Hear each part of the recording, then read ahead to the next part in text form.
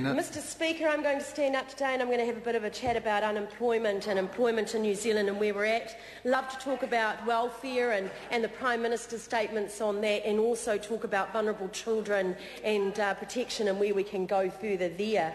But I can't help but respond to the previous speaker when really, if we cut down to it, we're talking about some fundamental differences. So this side of the House legitimately feels that actually 80% teacher-led is fair and reasonable in the early childhood sector.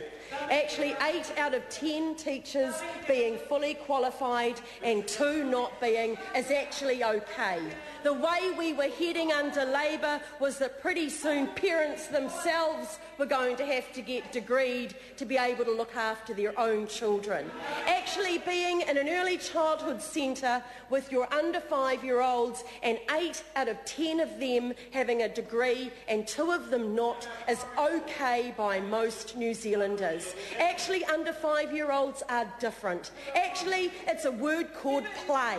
Actually, it's a word called love, which is very, very seldom used by the Labor Party when we talk about those children. And I think having them nurtured and loved, and that happening for a small percentage that are unqualified, is perfectly acceptable. And I will stand up and advocate that on behalf of this national government every time, and I think parents see the sense of that. So let's actually get to where unemployment is. It has increased in a recession, and that is a fact. January numbers for the unemployment benefit and benefits overall have just been released. Unemployment benefit went up by just over 1,000 for the month of January. That is the smallest increase we have seen for the month of January for more than 3 years. What we have also seen was we also saw the lowest increase in the month of December that we have seen for 3 years as well. So that is not saying that more people are not going on and there is not a lot more work to be done, but it is saying that we are seeing some changes in the labour market and those jobs are coming online. We have also recently seen reports of more jobs being online, and in work and income alone we saw more than 6,000 jobs come in for the month of January. And because we've got Member of Parliament Jacinda Ardern, I'm going to mention youth because I know that's an issue that's very dear to her heart as well. One thing I'm particularly proud of in last year is that of the 56,000 odd young people that came into work and income to go on a benefit, 45.5% of them did not go on because they either found work or they went into training.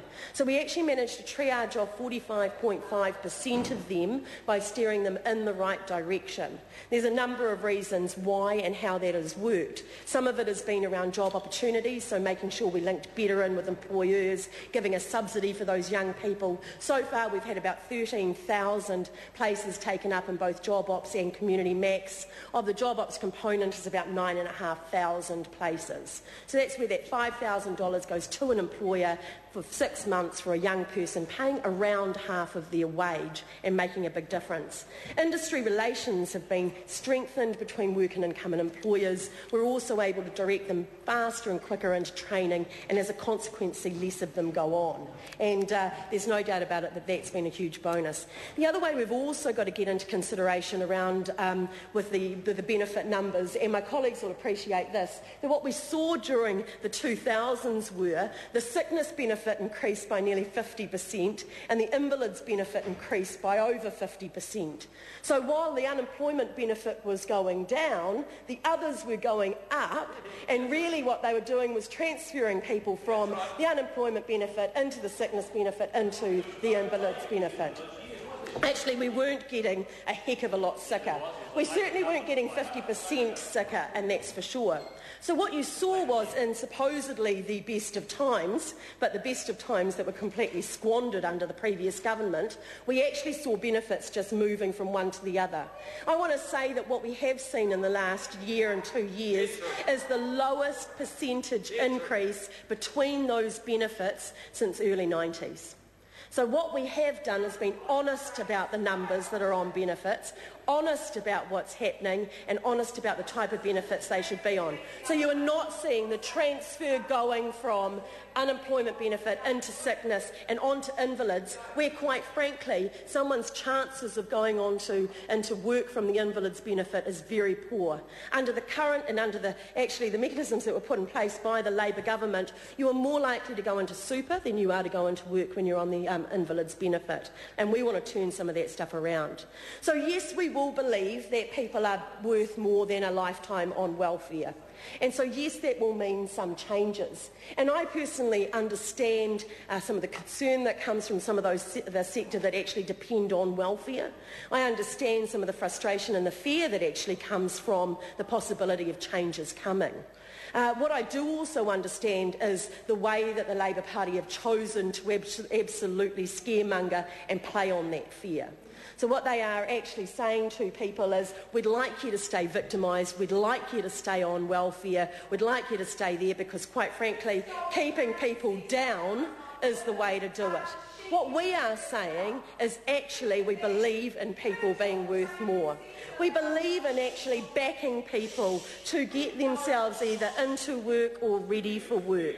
It is about actually recognising that 85,000 people on the invalids benefit is not the place for them to be for 10 years or more, which is the likelihood and which is certainly what we've seen in the last 10 to 15 years. So we are going to back those people, and it is going to mean some changes. We've already made some changes to the welfare already around obligations and incentives and evening that up. Actually, with the DPB changes that came in October last year, Mr Speaker, what we actually saw was 1,800 have gone off the DPB and into work in that period. And one must say that for as tough as times are, that's actually a great achievement and something I can take no credit for, because it's actually them themselves that have got the jobs, and it's actually those that are working with them that have made that happen for them. I also want to talk about teen parents. It's something that's kind of dear to my heart, and it's kind of drove me to get into Parliament in the first place, and there's no doubt about it that I'm now in a position where I can do some stuff. What we did in the last budget in 2010 was we introduced a $14.9 million spend in that area. It was the biggest spend that had gone in one lump like that to this group of young people ever, actually. So I was in Rotorua on Monday night and got to open one of the supported teen houses, and it was absolutely cool to be there. So this is a voluntary, so it's not one of the tough ones where perhaps they're having lots of troubles and we're kind of making them go there and sort themselves out, otherwise there might be dire consequences. This is one of those ones where they get to sort of say, hey, we'd like a bit of help, don't quite have the family and the whānau sort of support around me, can I come and live here for a while, bond with baby, learn how to run a house, learn how to manage a budget, learn how to be a mum, learn a bit about relationships, often what our own parents would do for us. If we were young and a bit scared and a bit, I reckon you're terrified no matter what age you are having a new baby, actually. So putting them into a home like that. And can I just say, Te Arawa were predominantly there, and I just think they are going to do a fantastic job in running this thing. So we put money into teen parents. We certainly supported teen dads. We've also put in more intensive caseworkers, and there's heaps of positive stories around that. But we do need to look again. And that will be part of this government's work. The Prime Minister, he sort of touched on it yesterday, and I say that 4,670 babies were born to teen parents last year. There are definitely spots where there are predominantly more. Gisborne, Kawerau, Rotorua is certainly one of them. We, can't talk about teen parents without talking about some prevention. So we do want to see those numbers come down. With those stats that are pretty daunting when you look at them, and I hate doing the stats, but teen mothers are 9 times more likely to have no qualifications, twice as likely to suffer from depression, twice as likely to be substance dependent, 3 times more likely to be suicidal at times. And that's pretty ugly and pretty awful. So putting resources, support, preventing some of them, they will also on average spend 7.1 years out of 10 on a benefit and stay there longer. They're also almost 30% likely to have another baby while they're on a benefit. So we can do better. We can do better for them, we can do better for their children, we can do better, quite frankly, for New Zealand, because they are ours. So we will look at what we can do as far as front-loading that support, getting it in there, and then making sure that we back them, because that is what I think it's about. So I'm so proud to think about where we are going this year with this vision under this government. I'm so proud to be a minister of the John Key-led National Government.